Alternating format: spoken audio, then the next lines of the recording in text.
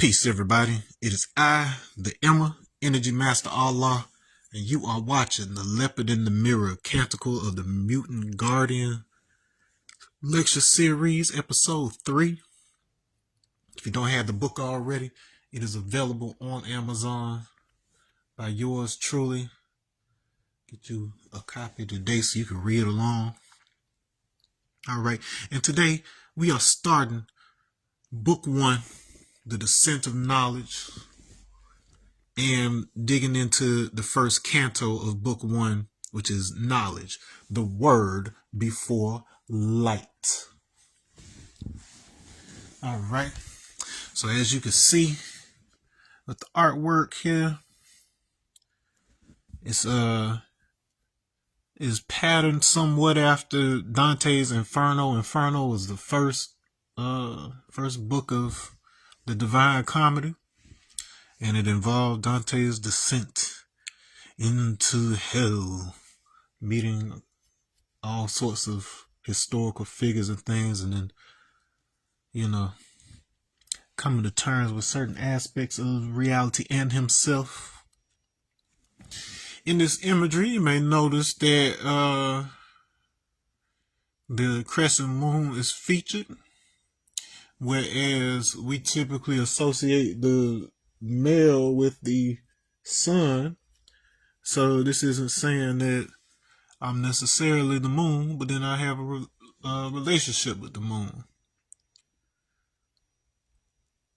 Going introspective, dealing with the emotional side. So we have to develop and balance that side out. We're naturally the sun, and we have to balance out our relationship with the moon and how it reflects us. So the moon reflects the sun's light. I'm sitting here reflecting.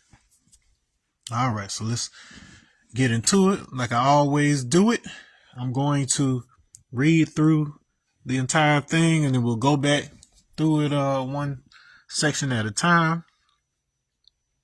Also, I'm recording this live on I am recording this live on Facebook right now and uploading these onto YouTube. So if you haven't already subscribed, make sure you do that on YouTube at Energy Master, Masta. So let's get into it. Story time.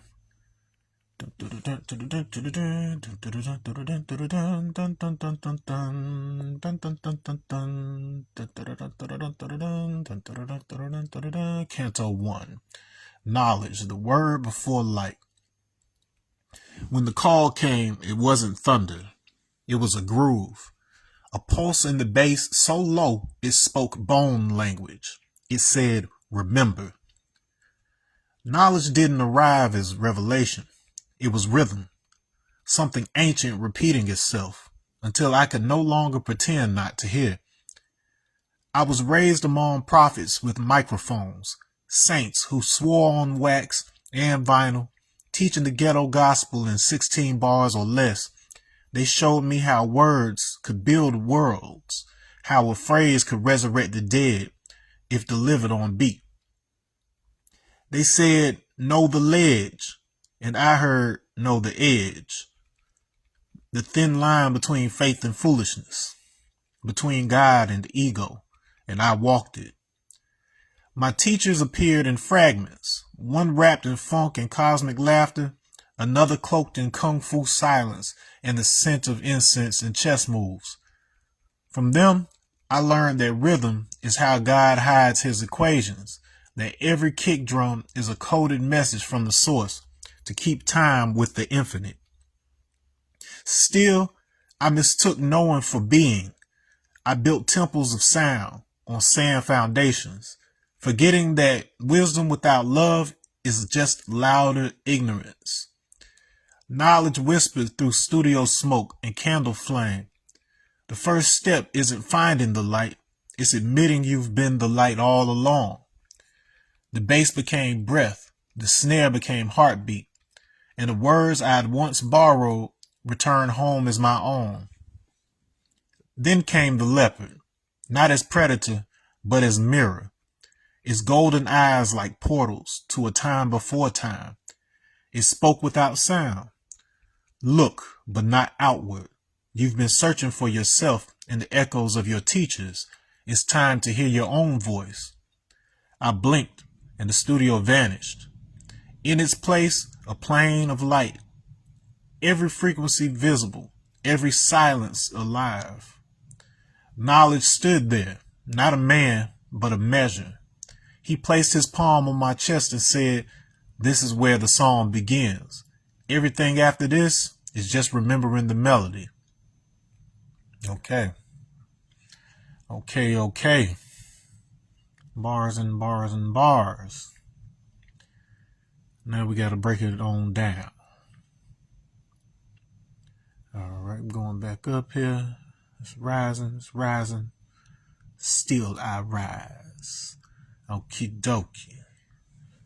All right, let's get busy. Let's close this phone so I can concentrate so that you can see. All right, so first off, a canto is essentially a song. So, or a hymn, like a hymn or a song, doesn't even necessarily mean that you're gonna sing this, but it is a specific writing style. As you notice, is verses that numbered and things, and then the average person here in the States, you're probably only familiar with that particular type of format via the Bible. If you're Muslim, via the Quran, maybe. But it was a popular writing style during that time period. In this particular case with cantos and all that, this is during the time of Dante, around the time of the Renaissance and all of that stuff. So this is canto style. It's a familiar literary style so that it becomes accessible on an academic level. And in fact, one of the people who purchased the book early on, she told me, she's an older white woman, Jewish, I believe, who studied English lit in when she was in college and things, and so she was able to give a lot of feedback, positive feedback as to the structure of things that were applied to this work. So that's one of the things that I figured out when I started back painting back in, what was it, 2021, 22, like around in there?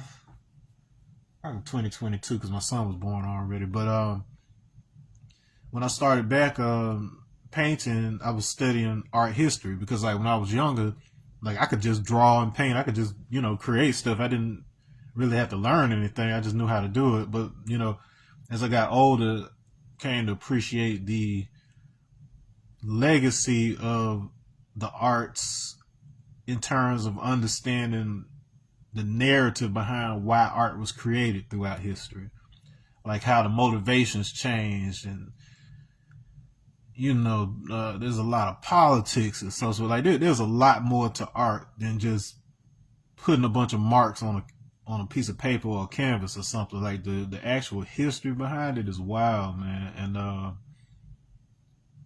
and it often tells you more about the people of that time than the written history often does, because people like to try to push an agenda a lot of times when they're writing written history. But then when it comes to art, you're capturing the soul of a particular period.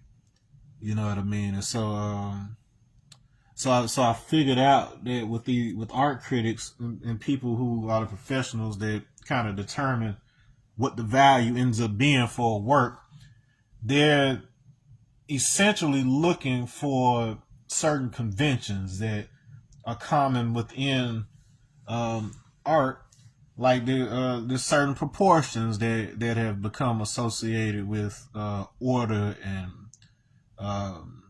things of that nature. There's certain techniques that are familiar, and so it's not always about creating something that's just out of nowhere that has no frame of reference, even though there is a place for that. It's identifying the rhythm of the existing conversation of art and showing people how you dance uniquely relative to it. So that's the difference between rhythm and cadence. So it's like, as far as my Wu-Tang family goes or whatever, you could have 9, 10 guys on the track, and even though they're all rapping relative to the same rhythm, it's the same beat, each of them is attacking their verses in a different way. And that's what cadence is. So there's a certain rhythm that comes with the feel that has kind of an established framework of what's acceptable and what's not. And then you determine how you gonna dance relative to that. Like you may decide not to dance on beat at all, but depending on what your goal is, what your motivations are, let's say like you trying to make a business out of, you trying to make money, yeah, you're gonna have to, at least be aware of the beat so you can know how far you can push the boundaries before it's just totally unrelatable. You know what I mean? So that's part of what we're doing here. So bringing two very different worlds together. You got the world of knowledge of self, which is a very, very, very black movement that started in Harlem. And then you have the Renaissance and English lit in this conversation. They seem very, very far removed, but interestingly enough, the Harlem Renaissance wasn't terribly different from, the spirit of the Italian Renaissance, except who was benefited and what certain people's motivations were, and all of that were pretty different.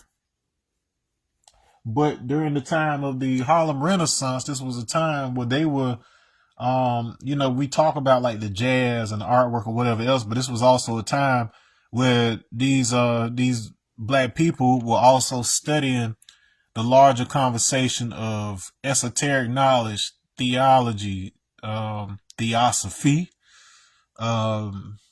just anything that they could get their hands on, to have a larger investigation of what's true and what is viable for the black community during that time. So they were at the cutting edge of what blackness is and in the various ideas. So it's no surprise that, a lot of world schools of thought found themselves fusing and condensing and condensating down by the time you have something like the 5% Nation. Like we wear a universal flag, you know what I'm saying? So it's like, it's literally, intended to be a framework for anyone in the universe. And I mean anyone in the universe. Even on the regular Islam level, as far as the Quran goes, they've got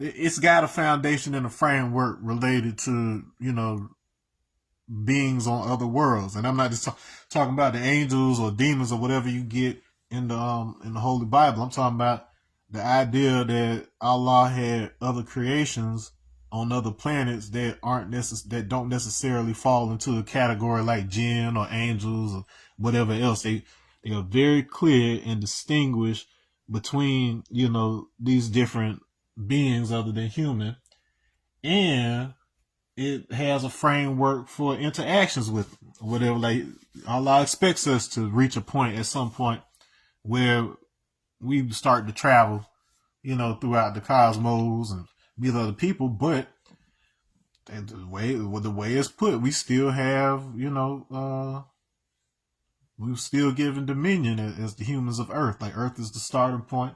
You build out from there. But yeah, this is in the Quran, so don't shoot the messenger. But anyway, but case in point, or whatever, we're bringing all these elements together to give you a wider scope for you to be able to do the knowledge on the world to come and how long it's been building up toward this. So that's why we are uniting these rooms from the Italian Renaissance to the Harlem Renaissance. We are bridging the gap so you can see why both happened. All right, so knowledge, the word before light. Of course, knowledge is the first number of the supreme mathematics. Knowledge is to know, look, listen, observe, and also respect a body of accumulated facts. The key to all aspects, the foundation for everything in existence. Knowledge is symbolic of the Asiatic black man. So you saw that book one. It's portrait of me. Got my shirt all off and I'm in the flames, whatever. I'm doing the knowledge, but I'm also looking inside. So there's something I'm observing internally with respect to this. And it says the word before light. So in the beginning was the word. Then after that, you had some let there be light or whatever else. But in the beginning was the word, and the word was with God, and the word was God. All right. So when the call came, it wasn't thunder. It was a groove. A pulse in the bass so low, it spoke bone language. It said, remember. So this is talking about drawing up information from the low end and those subtle vibrations that are all the way in the bones. So your bones are they are a framework for a piezoelectric generator. Piezoelectricity, which I suppose the responsible thing would be to write it. You can see how this is spelled. If you have the book, I'll talk about it in there too. Piezoelectricity. Okay, so what this is, so certain materials that are common, things like granite, your bones, several materials in your body, the crystals that grow out of your pineal gland, all of that, all of these things are piezoelectricity, which means that they start to produce an electric charge or current when you put stress on these things. So the stones that are used to construct the Great Pyramid, they also have this quality. So by observing how piezoelectricity operates in the body to be able to generate electric charge, they were able to scale that up and then create something like a Great Pyramid that could also generate some level of charge. All right. And so this is what it's saying. It's saying that it's introducing you to the idea that because our body essentially has all of the same essential qualities that you would otherwise associate with electronics and computing and things of that nature, there are ways that it is storing information in your bone, in your DNA. The best place to extract DNA and recover DNA from a deceased person is a pyramid-shaped bone that's in the skull near the ear. I can't remember what it's called right off top. It's a something process, but it's pyramidal shape. You can look this up. It's not huge, but it protects DNA in such a way to where if you find very old ancient human remains, if there's any DNA left or whatever, it'll likely be in that part right there, that little pyramidal bone. So that's not a coincidence in the architecture and the application. All right, so it's a quiet whispering, if you will, and then that's an ongoing theme throughout the Quran too, how you have basically two whisperers that stay with you throughout your whole life. So reconciling that conversation between the two of those ultimately gives you access to the grand conversation that is generating the universe. So if you could imagine that there was just a live stream of somebody saying the same thing over and over, the same chant, blah, blah, blah, and you've been hearing it your whole life. It was playing while you were developing in the womb. It was playing while, like, when you got out, and it's been playing your whole life.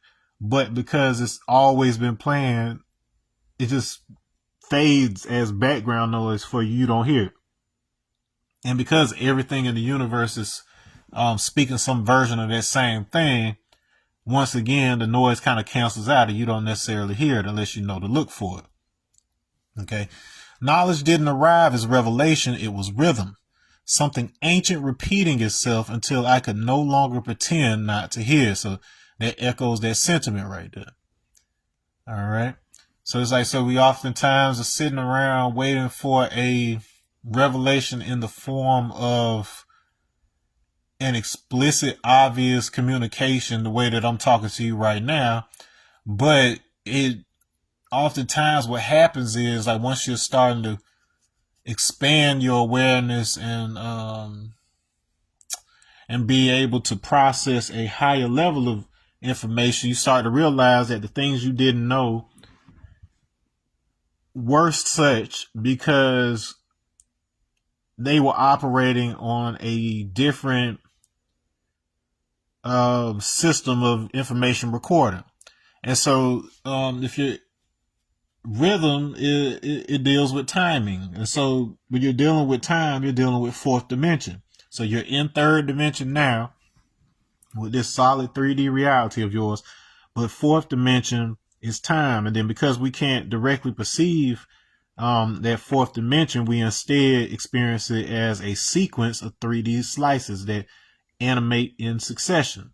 So what looks like a smooth set of movements to us are just the frames of a completed movie in 4D.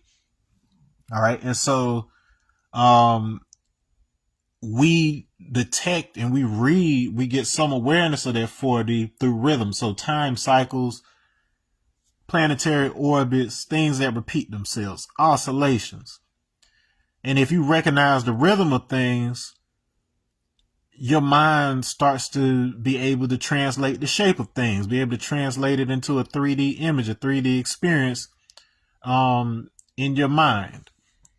So you have information, you have things happening in dreams or whatever that are actually based on higher dimensional information that is being arranged in the best way that your brain has available to it in order to try to communicate what it's trying to communicate to you. All right. And so this thing, I'm starting to become aware of it right here. You see, it's not yet a knowing, but it is an awareness that is growing. I was raised among prophets with microphones, saints who swore on wax and vinyl, teaching the ghetto gospel in 16 bars or less. They showed me how words could build worlds, how a phrase could resurrect the dead if delivered on beat. So this is a clear reference to Wu-Tang, Rakim, Big Daddy Kane, cats like that who was speaking the knowledge of self in their rhymes. If you didn't know by now, rap originated in the hood, in the ghettos of New York, the various boroughs. They will say Bronx was the birthplace, and then it blew up in Brooklyn, and Manhattan had its staple with what Bambaataa had going on over there. It would be a while before Staten Island was really, really, really, really on the map, thanks to the efforts of Wu-Tang. You got other guys out of there, but for the most part, they got their day when Wu came along. Now, 16 bars is a format. Like, that's how rhymes were written. Like, you typically wrote 16 bars, and then you would have like a 4 to 8 bar hook in between it, and then that was just kind of standard. Like, that was just like the hip hop standard. You make your beats for 16 bars or whatever else. Like, you could innovate, you could do all sorts of things nowadays, but just the MC standard once upon a time was at 16 bars. And then whenever you see numbers in this book, they have some relevance somewhere. So keep that in mind.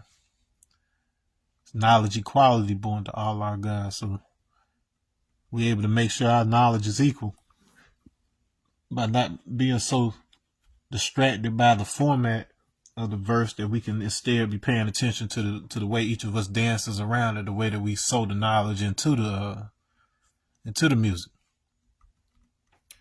Resurrect the dead. We're not concerned with trying to resurrect the physical dead. We resurrect the mentally dead. There's a state of awareness that you have not awakened to that does impact what happens when you do return to the essence. All right. They said, know the ledge, and I heard know the edge. The thin line between faith and foolishness, between God and ego, and I walked it. Now, I did not literally go through, I did not literally listen to something and think somebody said know the edge. But what that's there to illustrate is the way when we hear things that we haven't been initiated into yet, we have a tendency to project our current understanding onto what we're hearing or seeing.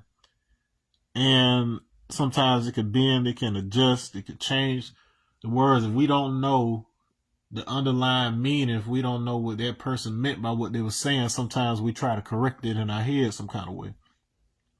But know the ledge is a saying associated with knowledge, because you spell knowledge K-N-O-W, know, L-E-D-G-E, ledge. So you know the ledge. You know, to know the ledge of your knowledge is to know where you fall off. Like what is the range of your ability to observe, you know? And so if you're aware of what you can't see, what you can't hear, whatever else, that's what we would call knowing what you don't know. If you know that you don't know something, you have the option to learn it. You know, it can be tricky if it's something that you don't know, because you wouldn't even know to look for it. And this idea, I heard know the edge instead of knowing the ledge. The ledge is something you could jump off of. An edge is a limitation. So when you know the ledge is something, you have a choice. It's saying, I mean, you could dive in if you want to, or you can stop right here. Whereas you may not have that luxury with the edge. So these are two different circumstances. Thin line between faith and foolishness. You just jumping in because you know, but there's this saying, you know, when Satan was tempting Jesus in the wilderness, I'm talking about, hey, if you were to jump off a building right now, boy, I'm sure them angels will come and hold you up, because the scriptures say that it wouldn't let a single hair on your head get hurt. And then Jesus, like, you know, thou shalt not tempt the Lord. Like, you don't sit out there and then test God by being like, if God really loves me, I'm gonna jump off of this bridge and he would catch me. Don't do no stupid mess like that. That is not how any of this work.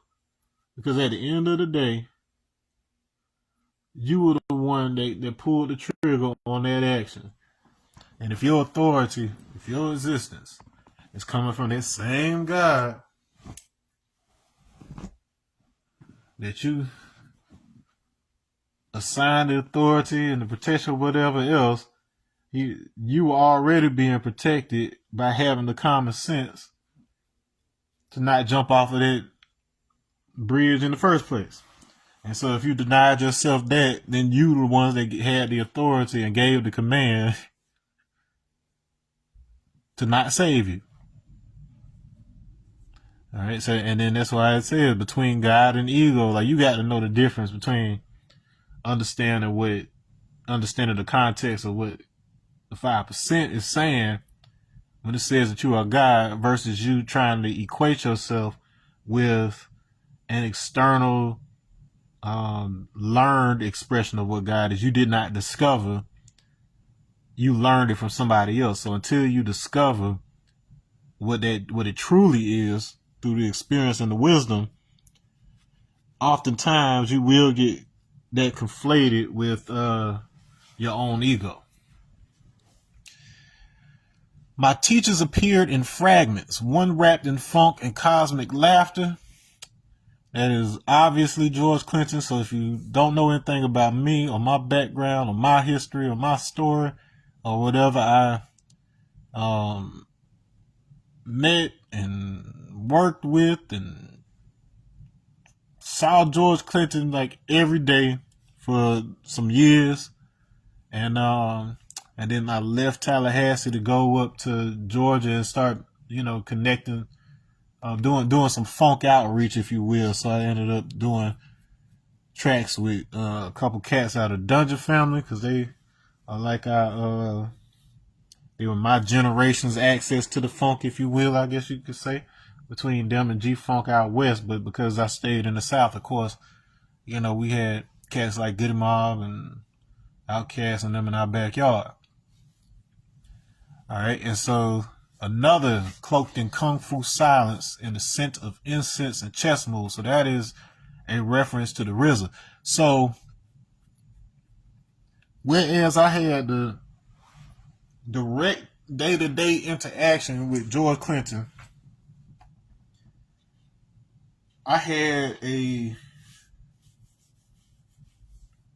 how to even put it? So, all right, so with RZA, all right, so aside from listening to both of these guys' music, like, since I was small in one shape or form, because George Clinton was playing, like, if I grew up around both, my parents were split up, so I was at one parent or the other house, but then I spent a lot of time with my grandparents, too, in Florida. And so, got that wide range of music, and so if I heard some Wu-Tang, aside from what was on, that they would allow to be played on the radio, it would be when I was with my cousins. And my cousins, they're from the Midwest originally, and it's all on the soundtracks on like Don't Be a Menace soundtrack. You got Winter Wars and all of that. So a lot of that early exposure was through that, and then of course, like by the time I'm in 5th grade, that's when Wu-Tang Forever is out. So the world's a little more opened up to hip hop, and Wu was everywhere around that time. All right, so anyways, so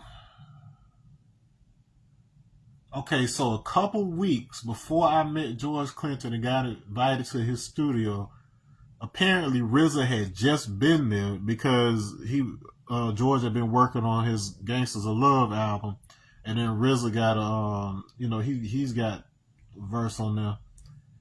And one of the first things that the head engineer, Dwayne, said to me was that I had a similar weirdness to RZA. Like, it wasn't anything bad, but it was just like, it's a certain kind of way that he approached things. Like, I don't know what Dwayne was getting at. Like, maybe,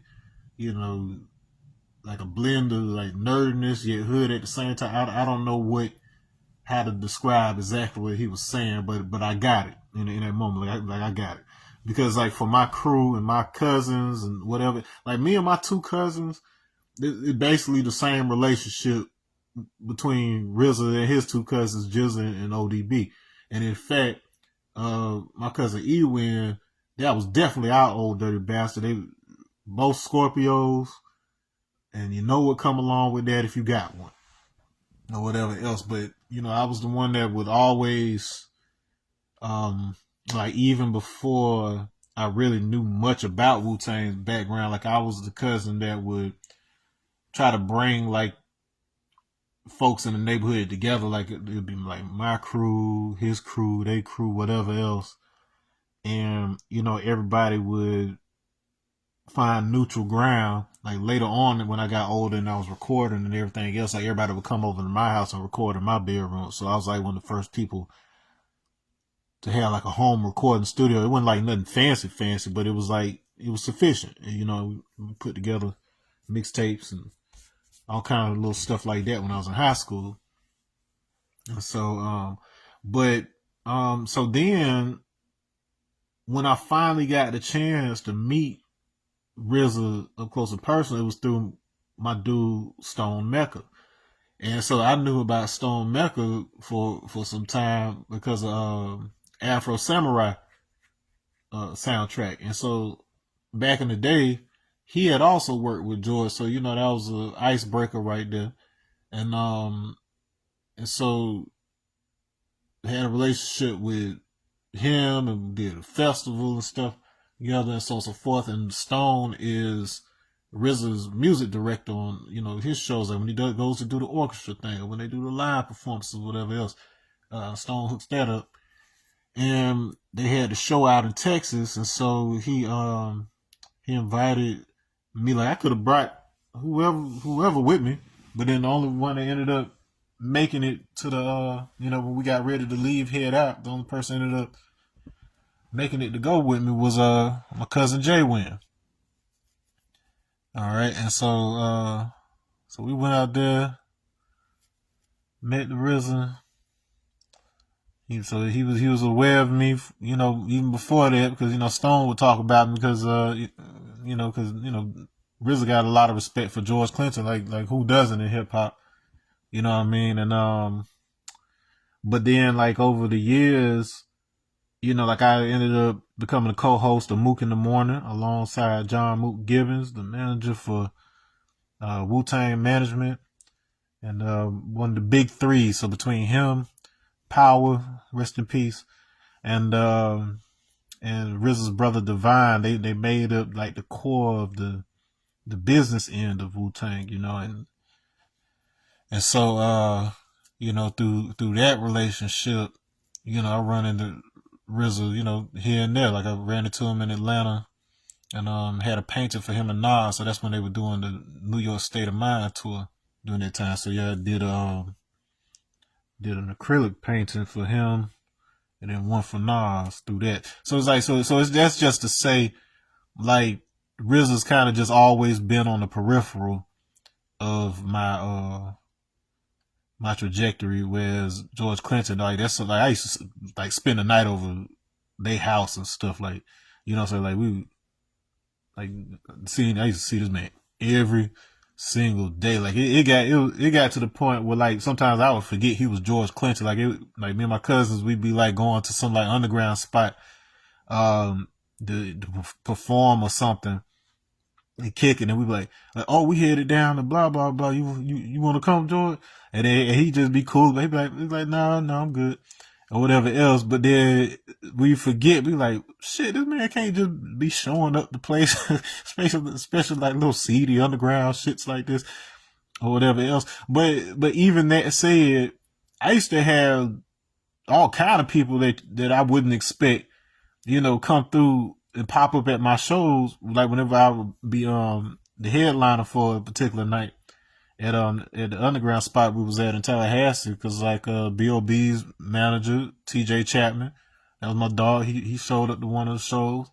DJ Dimp, who does Dimp Week, who was tour DJ for Juvenile, T.I., Lil Flip at one point, all kind of folks. He used to DJ on Planet Groove on BET. So like Dip is that dude.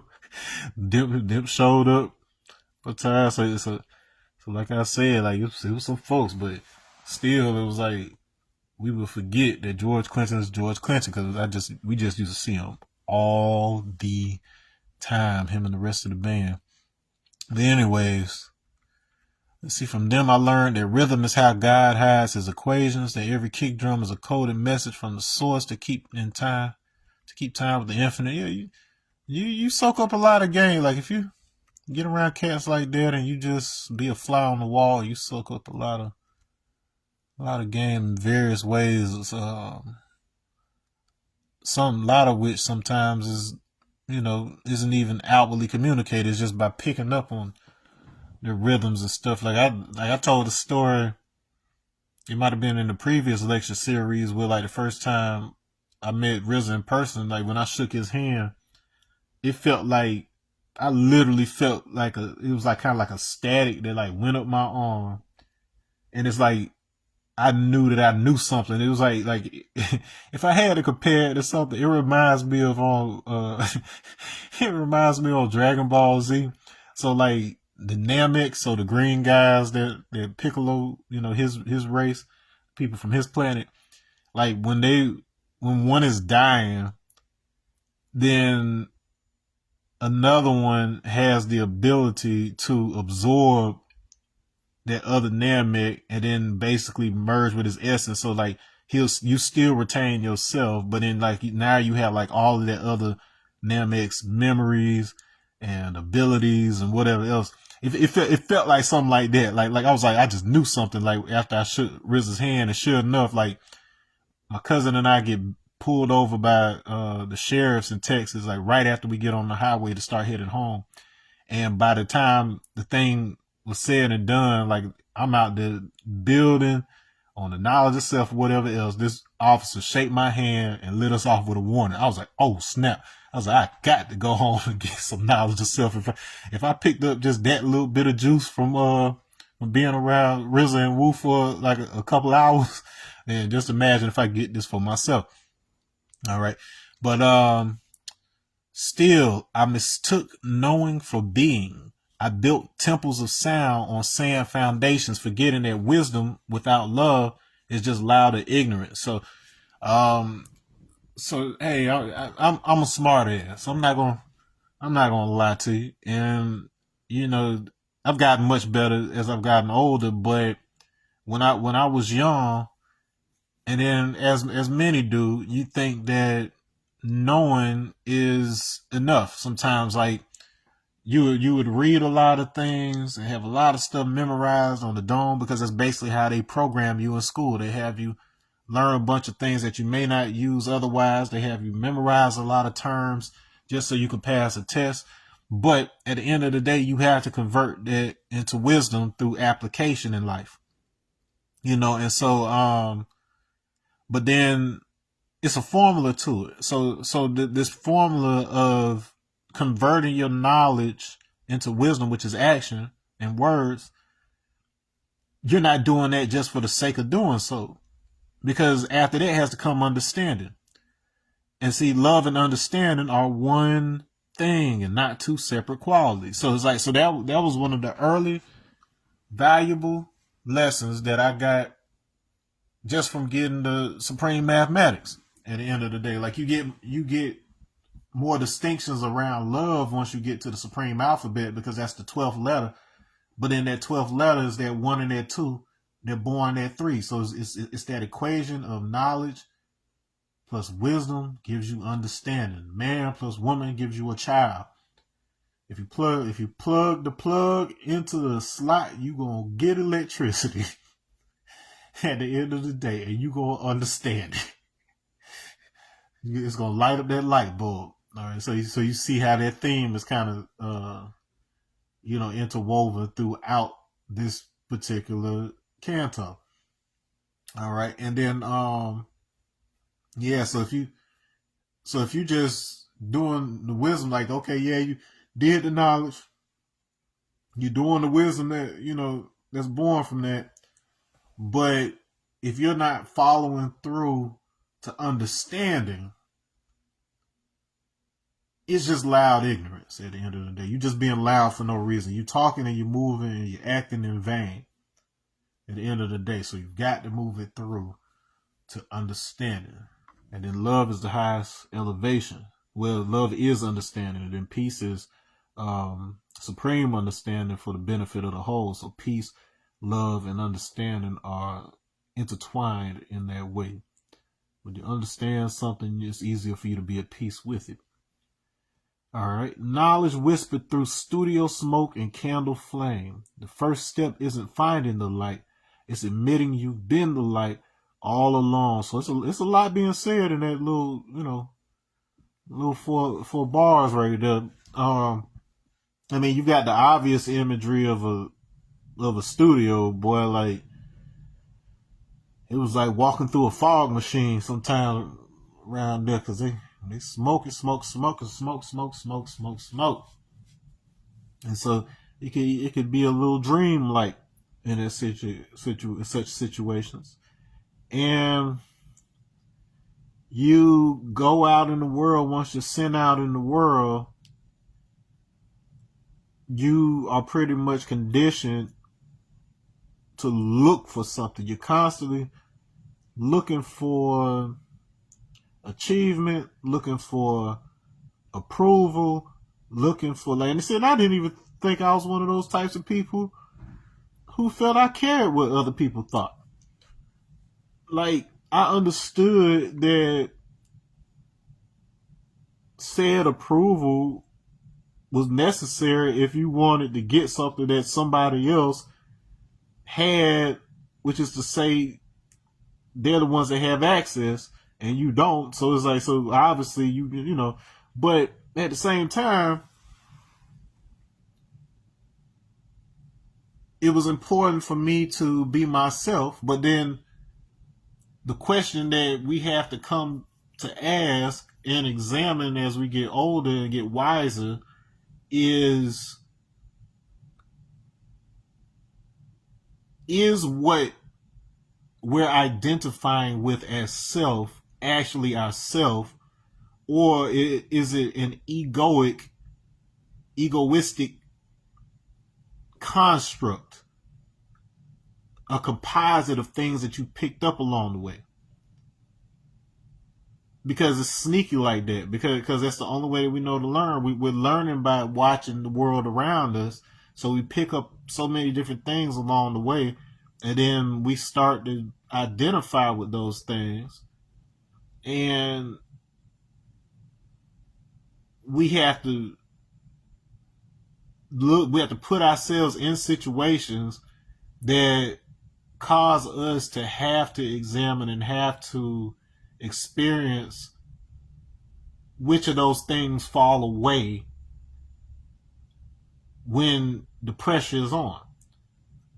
Like, if it doesn't hold up, if it doesn't maintain itself in a high pressure situation, it was likely not a part of you, or at least not a well integrated part of you.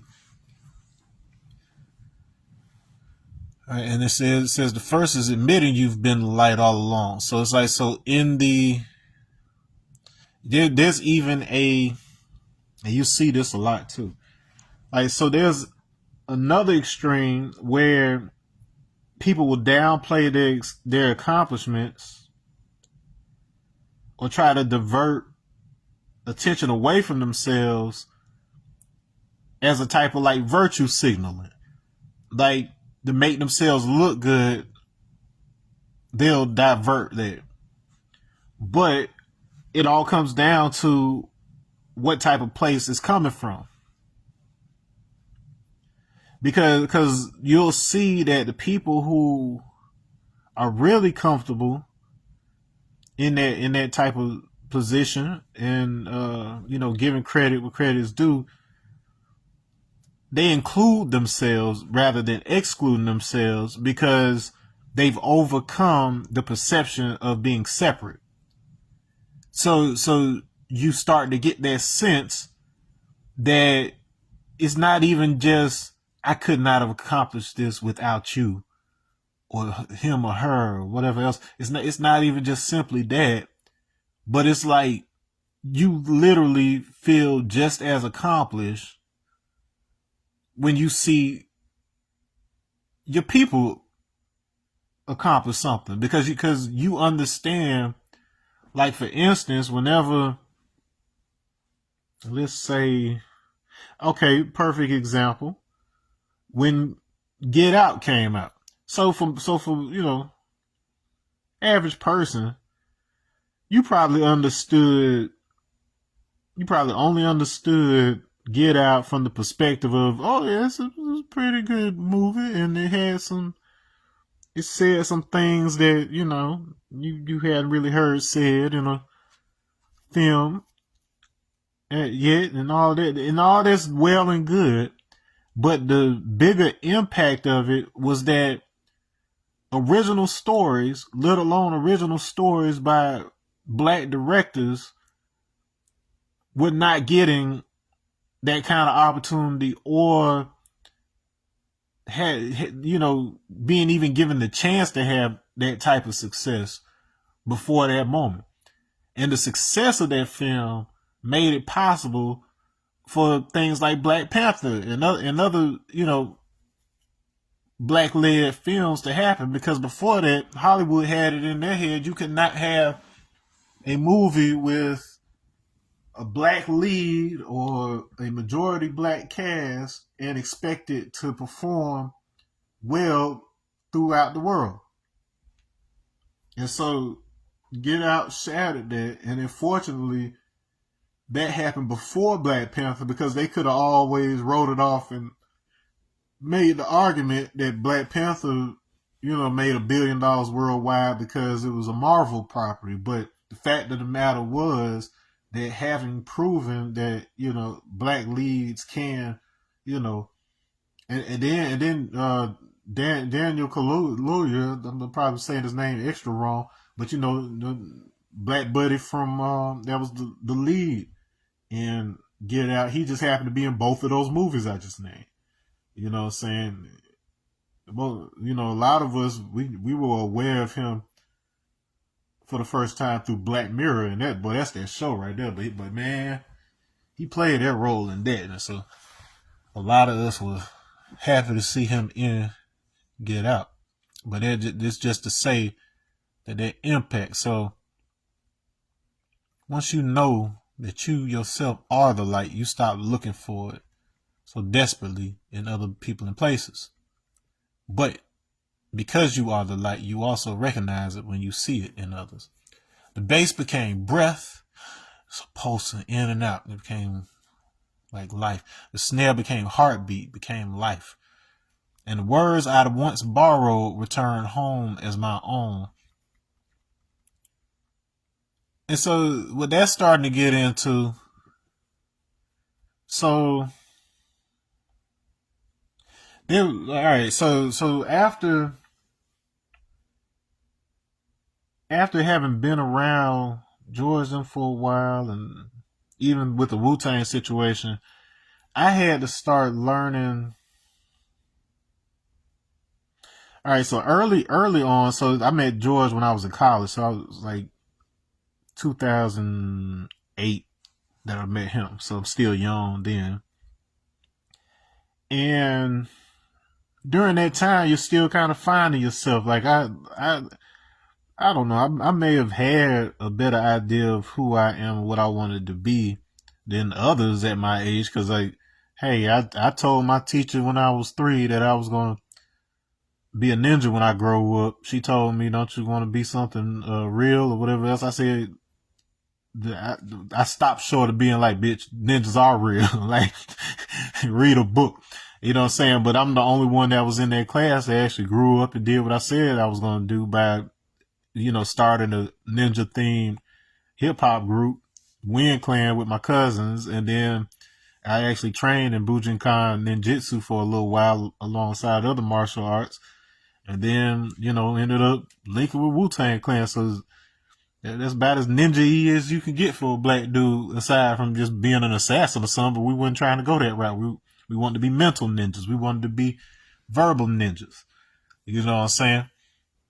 Yeah, there's plenty chambers out there. It ain't all about, stealth and sneaking, though we do understand that too or whatever. But understanding it from the inside allows you to be able to prepare for it when it's coming from the outside too. So it ain't all about deceiving. It's about being able to recognize deception.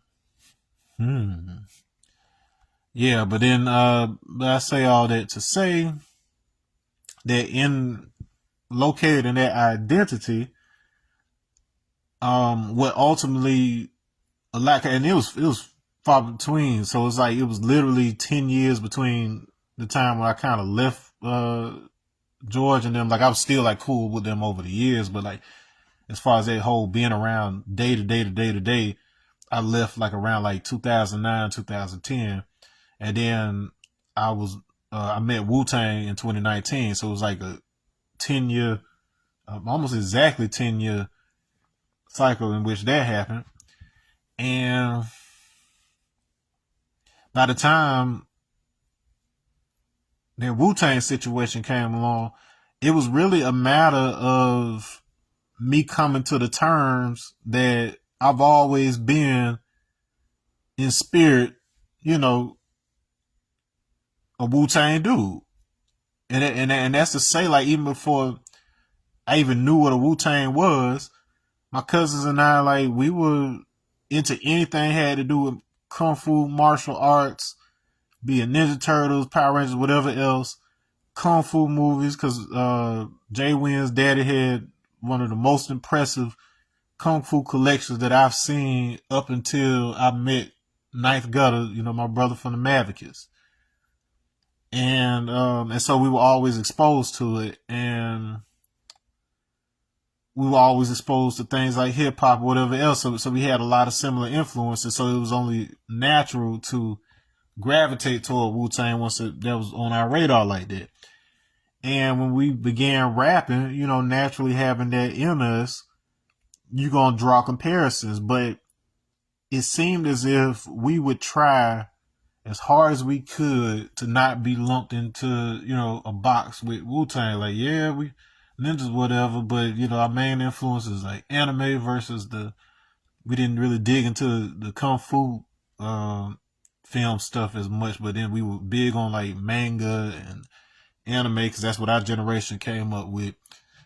We were from the South, so, you know, we like to keep things funky, and Outkast was like our other favorite group and everything like this. So it's like, so those elements came in, but it was just that we were born into, as hip hop artists, we were born into a world where Wu-Tang had always been a thing.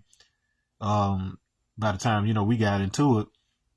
And so because you don't have as many points of reference within that world, or at least on the mainstream level of it, it was virtually impossible to be a black person who is related to martial arts in any way and rapping and not draw some kind of comparison to Wu-Tang. And then once I just kind of gave into that or whatever, it was almost like I was invited into the doors. It's like we've been waiting for you to return, family. You know what I'm saying? The prodigal son has returned. So like, let me stop swimming against the current. That's basically what it was. All right. So anyway, then came the Leopard. So the recurring theme of the Leopard that we've been talking about, but not as a predator, but as a mirror. Its golden eyes like portals to a time before time. It spoke without sound. Look, but not outward. You've been searching for yourself in the echoes of your teachers. It's time to hear your own voice. So the Leopard just kind of embodies this inner voice, this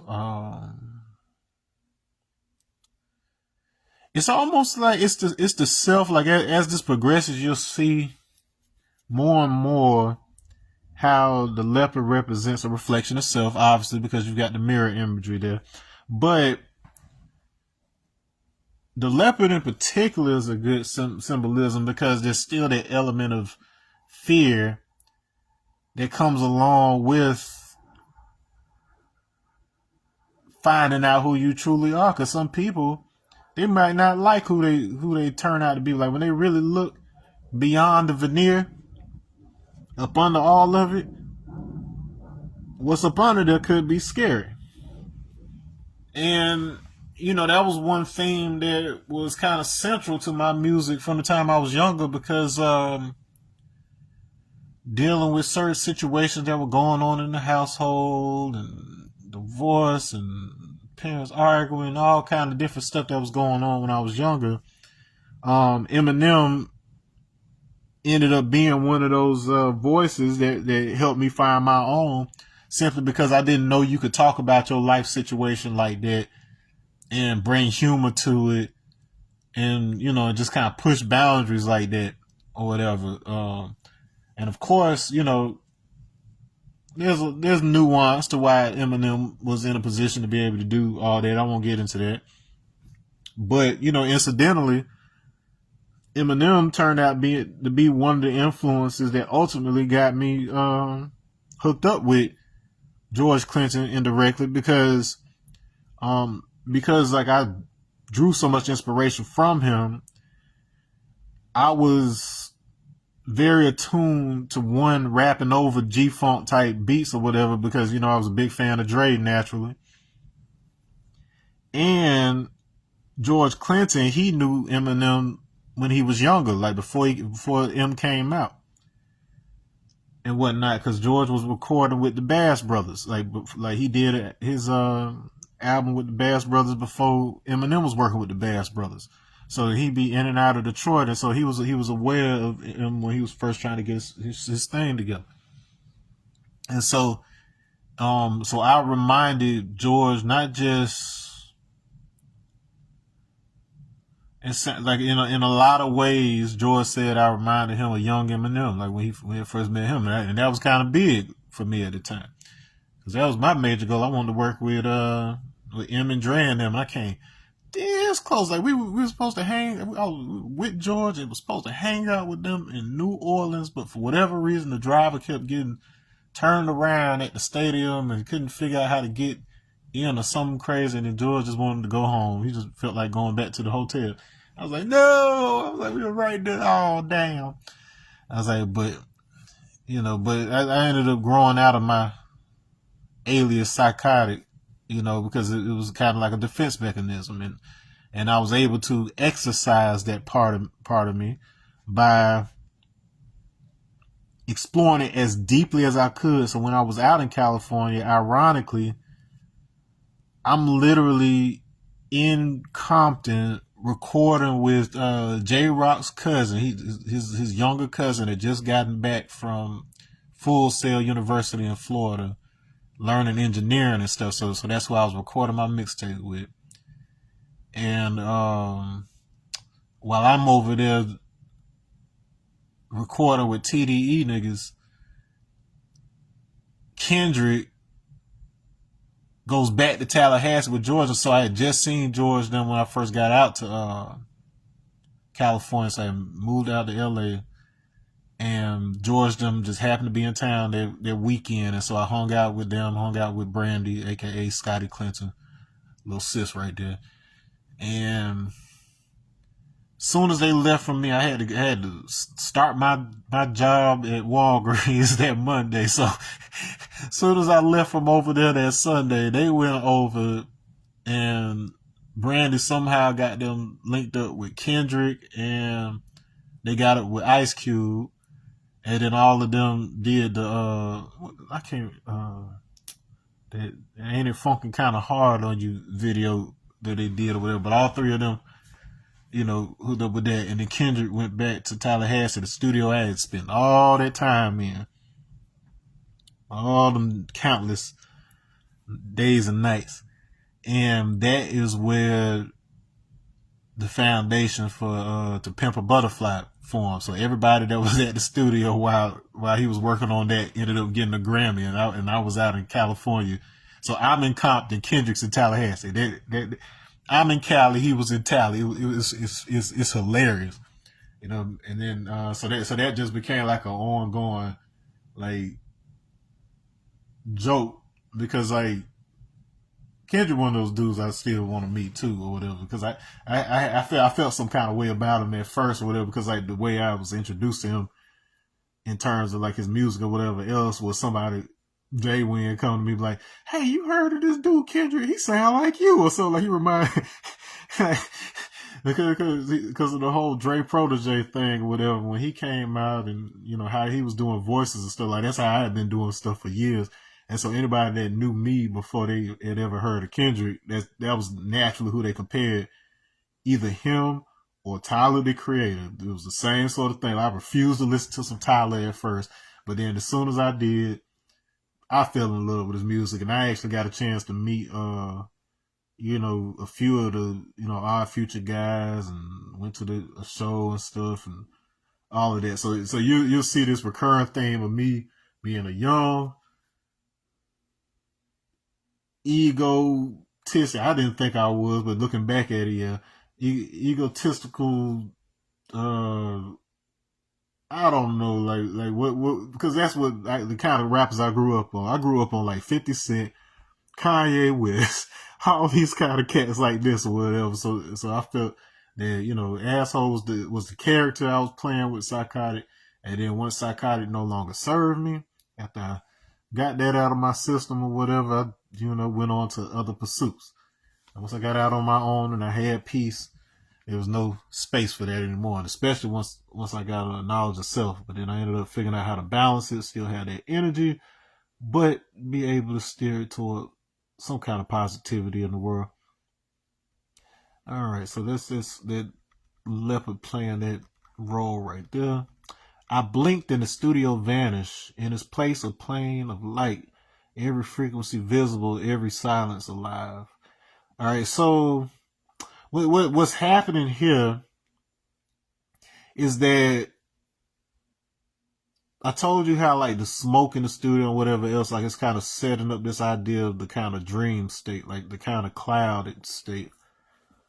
And so you can just look at this as, some clarity coming into the picture. But what it's really doing is like, it's kind of like a foreshadowing for stuff later in the story related to out of body experience.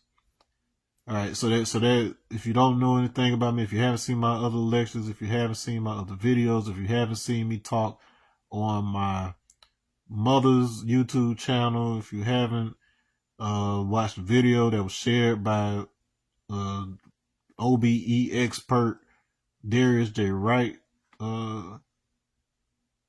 then you may not be aware that a big part of my story is the circumstances by which I ended up getting training in controlled out-of-body experiences so that I could do the knowledge on it, be able to report back.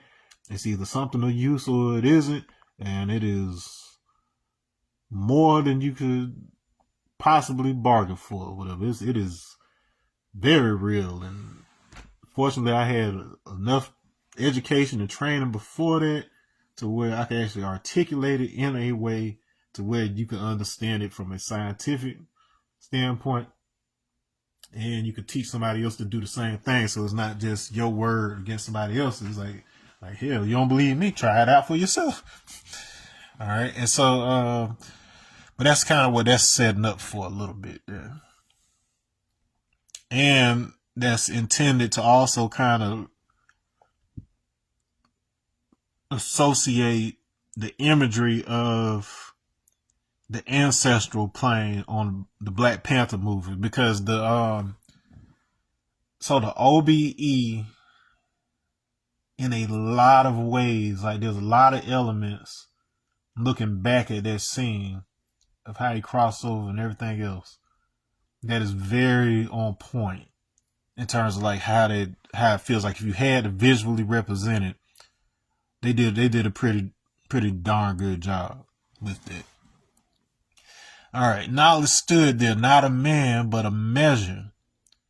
He placed his palm on my chest and said, "This is where the song begins. Everything after this is just remembering the melody." So that's looking into the heart, remembering the melody of the heart. That's the song that begins in the heart. That's informing your being. But more importantly, when it's saying a measure, it's like, that's getting into some later Supreme Alphabet stuff when it comes to rule or ruler, where you begin to recognize that to rule isn't to control, like to rule over something. It's to say that you are like a ruler, like a measuring stick, such that people know how to act based on your example. You see, so it's like, it isn't necessarily the person, but what they represent that is already within you, that you're really being drawn to when you look up to somebody. Does that make sense? Like it's not that individual per se, but it's something that they carry and that they represent that is already part of you and just needs development. Therefore, you learn how to develop that part from somebody else who also has it and has developed it further than you have. So that's what's supposed to happen in a mentor relationship. Or just, even if it's not a direct mentor, just like your role models, right? Okay, but that pretty much covers it. That's the knowledge. So we're doing the knowledge on this one. Knowledge is to know, look, listen, observe, and also respect. A body of accumulated knowledge, of accumulated facts rather. The key to all aspects, the foundation for all existence. Knowledge is symbolic of the Asiatic black man. So you see how it gets into that accumulation of knowledge, like the different things I picked up along that way. Can't get much clearer than that. All right, so on that note, I will see you all on the next one as we get into Canto II, which, as you would expect, is the wisdom, but you'll see how we get into that. All right, see you next time, y'all. I am the Emma. Peace.